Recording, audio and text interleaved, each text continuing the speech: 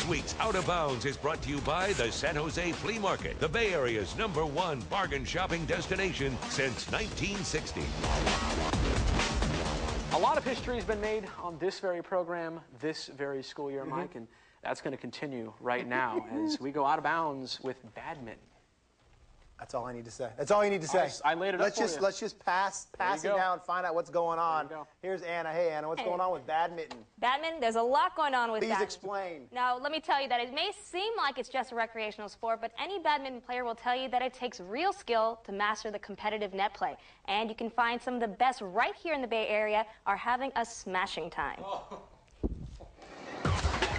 It is considered the fastest racket sport in the world and the second most participated sport behind soccer. Badminton's an Olympic sport. And it is the fastest growing high school sport here in the United States, especially here in California. I've been playing badminton for roughly 6 years, starting from when I was 9. I started playing when I was 4, but I actually started training when I was 6. It used to be not quite as popular, but now it's really starting to grow, and actually recently there's been a pretty big explosion of badminton clubs. One of the more established clubs in the Bay Area is Smash City, host of the Bay Area Open. It's the largest badminton tournament in Bay Area. We have approximately about 350 players. The Bay Area Open attracts some of the state's elite players, including Brendan Lum of Sacred Heart Cathedral, nationally ranked #1 in the under-16 age group. Check me out, y'all. Badminton is a racket sport, and this is a racket. Some rackets are meant for doubles, those are lighter, and some rackets are meant for singles. This is a badminton shoe. As you can tell, it has good traction, and it stabilizes your ankle so you don't break it. You need to be very agile, you need to have good footwork. Badminton requires speed, quick thinking, and a fast reflex. These are the shuttlecocks that are used for badminton. Shuttlecocks have 16 left boot feathers. They're also plastic shuttlecocks. This shuttlecock's mostly used in PE, and this one is used for the pros. So who invented the game of badminton? The answer depends on who you ask.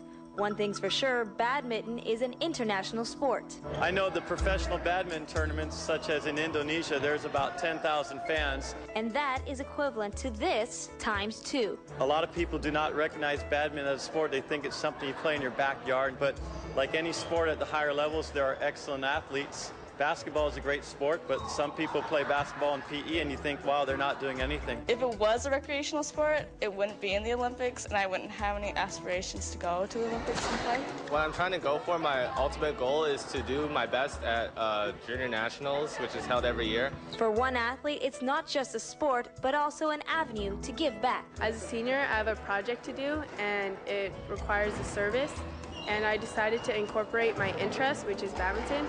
So I organized a charity badminton tournament, and all proceeds go to the Special Olympics. She's following in the footsteps of her sister, who did a fundraiser for the tsunami relief, and we raised approximately $2,700. So I'm very proud of what Jennifer's doing, and I hope the tournament is a big success. Now this year the tournament was very successful, raising $1,260 for the Special Olympics. So that's really nice that they're also raising money for good causes as well. So it's a very interesting sport and good to see that. Mike, tell Anna your badminton story. No, I actually don't have one. He won the badminton tournament at his family reunion. That's correct. Oh, congratulations. But the shuttlecock did not travel 200 miles per hour like I hear that it can. Is that true? Yeah, that's on average. The shuttlecock or the birdie can travel up to 200 miles an hour, which is really interesting, I think. And you at Castro Valley... I actually got hit in the face once with a badminton racket. Bled for 4 days straight. Yeah, that's painful. Oh, another thing that's also really interesting was Brendan Lum, who actually is from Sacred Heart Cathedral. They do not have a team there, so he travels all the way to Milpitas to actually train.